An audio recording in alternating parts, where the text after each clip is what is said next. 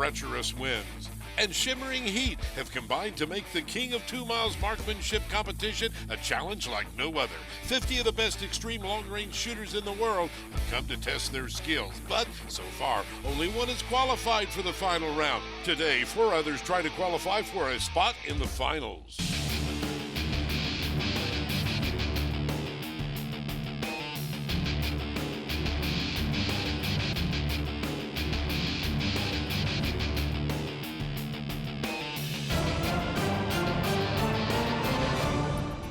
Welcome to the King of 2 Miles, presented by Applied Ballistics, coming to you from the NRA Whittington Center in Raton, New Mexico. I'm Ted Jones. Joining me today will be Paul Phillips. Let's take a look at the qualifying format right here. Qualifying on target number 1, you're allowed 5 shots. Then, as you can see on targets 2, 3, and 4, you only get 3 shots. Here's the catch, though.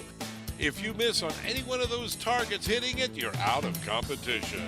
Let's take a look at those targets. Target number 1, 1,550 yards, not quite a mile. The target's only 24 inches by 37 inches, about 2 to 3. Target number 2, 1,700 yards. We move further out, and that can be very difficult. Almost a mile. Target 3, you're over a mile. 1,890 yards, and the size of the target changes to 30 inches by 37, as it does on target number 4, which is 1,990 yards. Our expert analyst Paul Phillips will explain about the different bullets they use in this competition. At King of 2 Mile this year, we got different calibers being represented.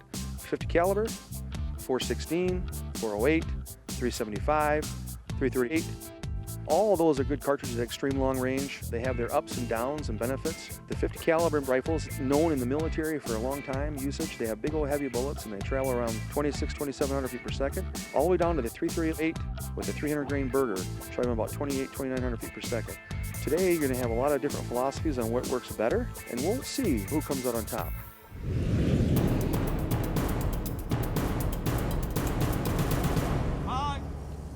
Let's meet our first shooter. This is Chuck Garrison out of Binghamton, New York. He's going to try the cold bore gong shot. What is that, Paul? The cold bore gong shot is an additional shot that was added to the competition for fun, just to see how well people could have their elevation and windage to take one shot without any practice shots. Yeah, that's a very small target he had to do, too. Here we go. This one counts. Target 1, shot 1, and a miss. Yeah, it looks like they didn't adjust properly off that gong shot. They should have had a good 0 with that. Let's see if they can pick up the spot on this next one and make a hit. He made an adjustment, and it worked out well, a hit. Now that he's on target, he needs to have a sense of urgency and just keep rolling through these shots. If it ain't broke, don't fix it, friends, let me tell you. And it ain't broke. Looks like he's a little low there. He just needs to favor high and let it go. Well, there we saw the spotter.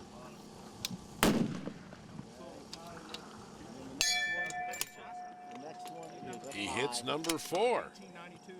Yeah, those last 3 shots he shot were probably within about 8-10 inches. That was a good group. And on that 5th shot, he had a miss right there. But hey, 3 out of 5, not bad. He'll move on to number 2. Let's look at the shot placement. You can see the 3 hits were all along the bottom there. But hey, they count. He gets to go to target number 2. And we'll do that right now. So the other shooters you've been watching in the past, they weren't able to make the corrections to the next plate. As you notice, the first shot was low. So these elevations in ballistics have to be right on the point to make these hits. I mean, if you're not doing the ballistics properly, this is how crucial it is to make impacts at the second plate. Another miss on shot number 2, and he only has 1 more. Got to hit this one. Pressure's on. This is where you just need to take a deep breath, relax, and a nice, slow trigger squeeze. And, well, he did not do that because he missed 3 of them. 3 misses on target 2, you're out. We asked him, what do you think you did wrong? A lot of times it's not good to play with your windage now too much. If you can see where you hit, like and the dust kicks up around the target, what you'll do is just using the reticle in your scope with your markings, you'll just hold off, because if you start playing with your windage, you're basically screwing yourself. We'll take a pause from the competition to go to the Welcome Center and catch up with the curator who will tell us a little bit about the history of these high caliber collections. This is a very custom handgun. It was built by the gentleman that actually brought it in and loaned it to us. It took him 4 years to build it. It's built on a Webley and Lamat type action. The Webley, because it's a break action, it actually breaks open like a Webley. And the Lamat comes in, you know, if you go back in your history books, the Lamat is a percussion revolver that fired both regular cap and ball plus a shotgun shell. This gun does the same thing, but only it's a modern metallic cartridge. It'll hold 12 rounds of .357 Maxim and one 28 gauge shotgun shell. The gun took 4 years for this gentleman to build, and it weighs 11 pounds. It's not exactly your grandma's purse gun. Indeed, it's not. We'll take a break right now. When we come back, Dan Schmidtko. We'll have more of King of 2 Miles presented by Applied Ballistics.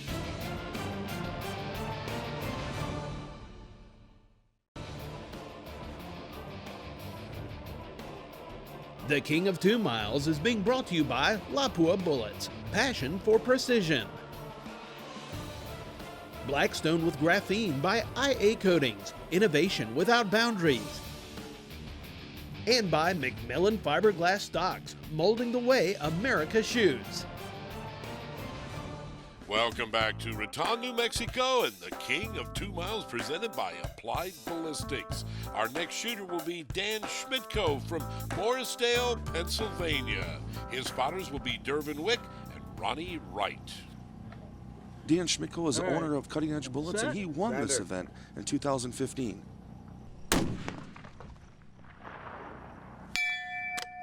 Ooh, first one is a hit. Boy, he's starting things off right. Yeah, he had his elevation in the ballistics perfect. Yep. That first shot was only about 6 inches low. Shot number 2 is a hit, and you'll notice how long it takes the bullet to travel that far, too. Yeah, there's a little bit of time of flight there. These guys are rolling. They've done this before, and they understand how important it is to keep their tempo up. 3 out of 3. He's on a roll. Shot number 4 coming up. Yeah, those last 3 shots were only with about 2 inches of elevation with all 3. So their elevation, they have that dialed in perfectly. Oh, a miss right there. Looked like it was a little bit high, Paul.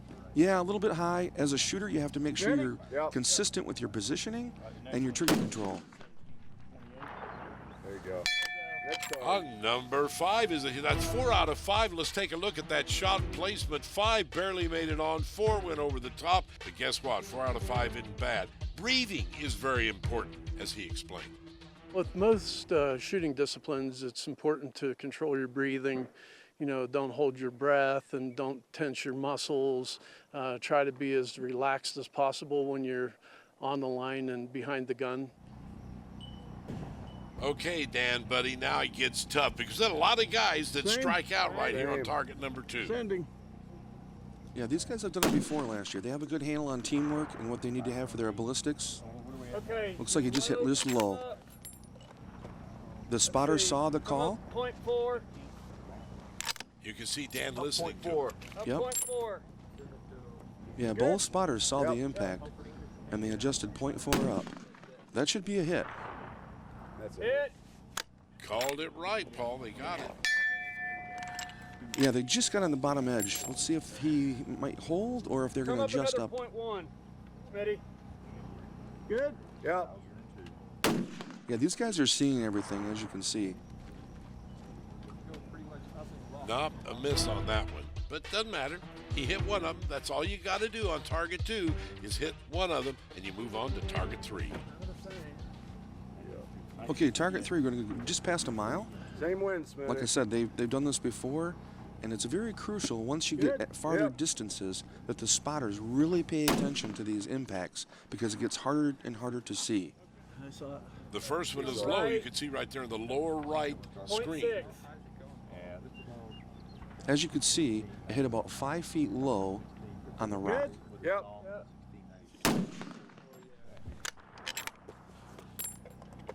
Now he got just a little bit high. Down 2, Smith. One more shot, one more try. Okay. The adjustment's very critical. Yep. Everything gets critical at these farther distances. You have to have everything perfect. That's it. And he missed the final third one, so he will be out of competition, missing target 3. We talked to him about what do you think was the major problem, Dan? It's tough moving. You have to acquire the target, and then things end up changing, and we made some bad wind calls. But all in all, it is what it is. It's a competition. We'll take a break. Our next shooter will be this man, David Tubb, as we continue coverage of King of 2 Miles, presented by Applied Ballistics.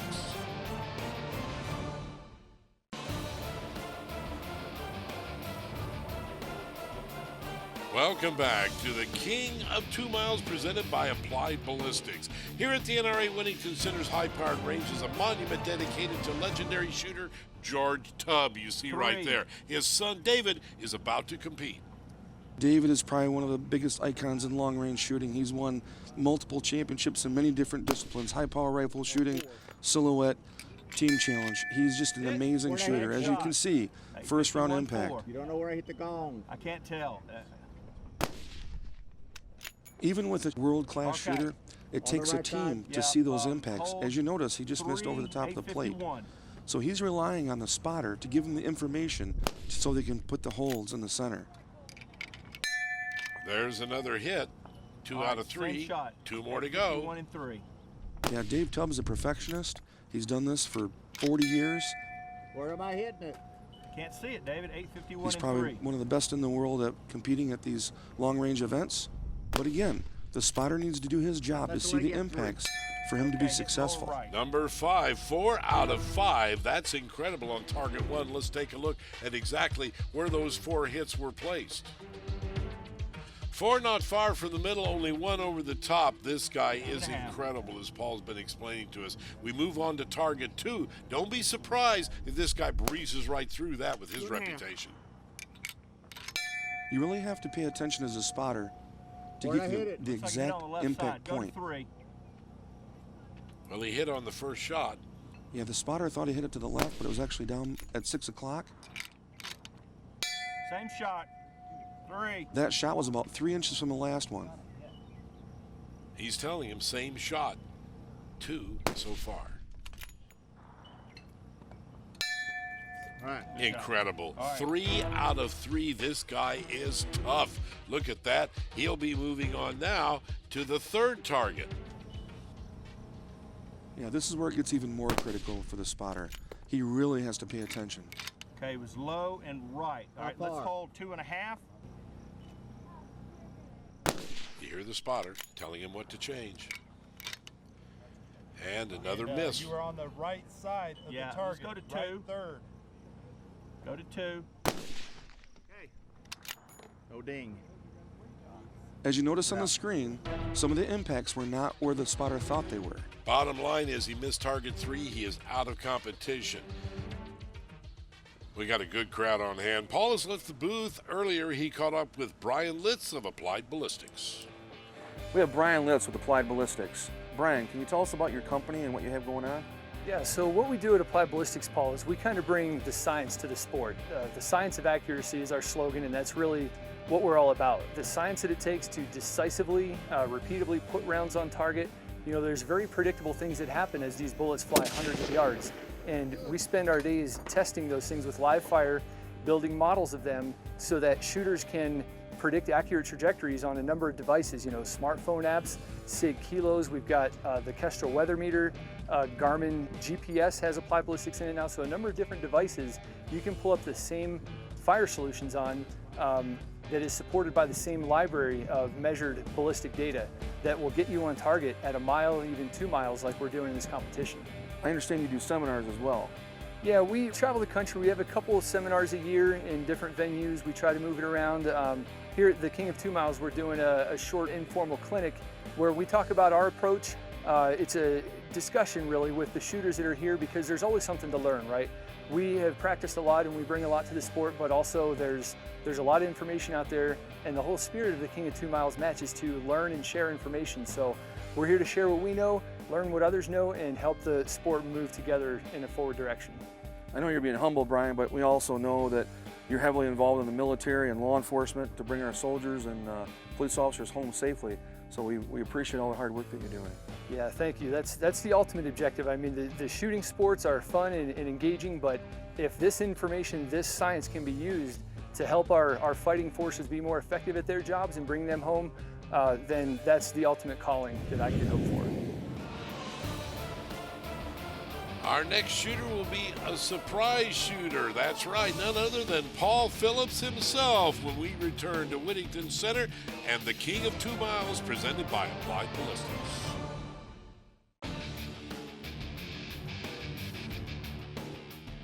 King of 2 Miles is being brought to you by Night Force Optics. Rugged, reliable, repeatable.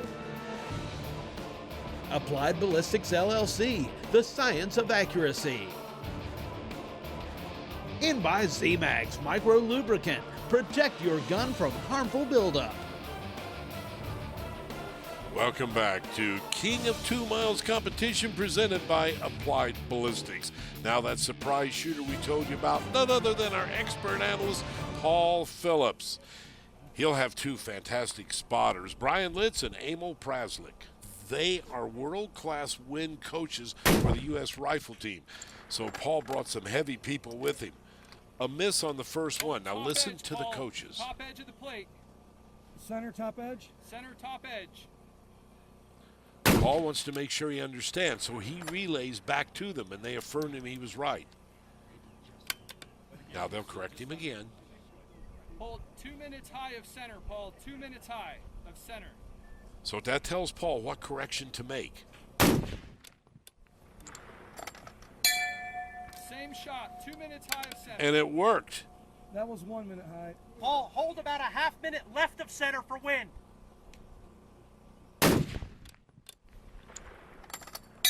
Shot number 4 a hit. All right, how many shots is that? One more. One more. They're telling me he has one final shot. Same wind hold, Paul. Half minute left for win from center. Okay,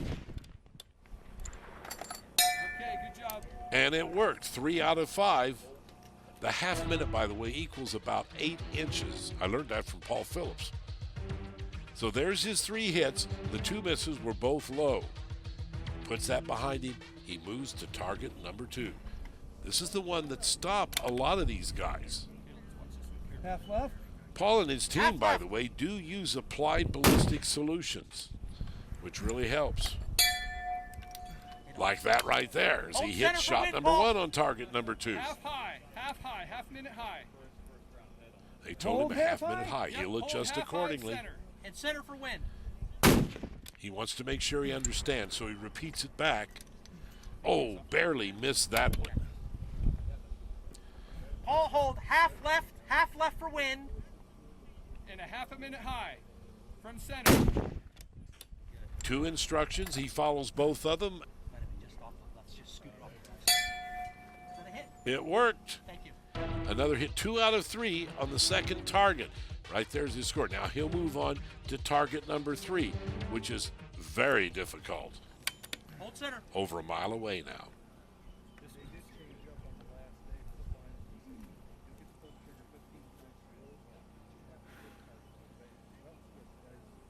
Notice the breathing. A deep breath for Paul. First one is a hit.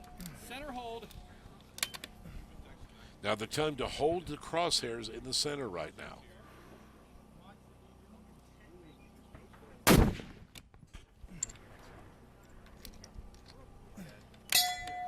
Paul, hold A just second hit. inside left edge. Left side of the plate? Yeah. So he wanted to make sure he understood it. Repeat it back to him. All right. Oh, right in the middle, right on. 3 out of 3, folks, for target number 3. Okay. So we'll move on now to target number 4 to see if he does this, he's qualified for the finals.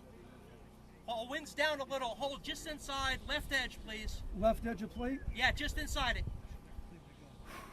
Again, Paul wants to make sure he understands those instructions. So important, that communication, as he has taught us. Left He edge hit again. shot number 1.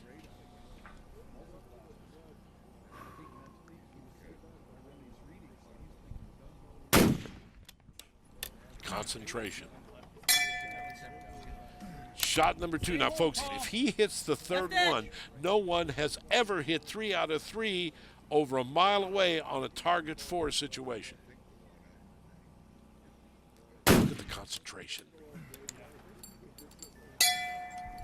He's done it. 3 out of 3. Not only did he qualify, listen to the applause in the background. It's obvious Applied Ballistic Solutions worked very well for Paul. We asked him to critique his performance for us. If you notice, my tempo was a little faster. So that was less time the wind had to move the bullet. So as you're shooting, you want to try to get that communication as quickly as possible with the shooter. And if the shooter has his ammo on track and his rifle on track in between the transitioning, it works out well. It's always a challenge to see the trace and the impacts. You have to see those to be able to adjust. So a couple of times I didn't see that apparently, and we just went ahead and went with what we thought. But it was a good run. I think fared pretty well today considering the conditions. So out of 8 shooters, only 2 have qualified for the final. Of course, our own Paul Phillips is just barely behind Dan Polabo. Next week, we'll have more qualifying. We've got a lot more shooters to try it. Join us then. I'm Ted Jones for Paul Phillips. Thanks for watching, everyone. King of 2 Miles will continue next week, same time.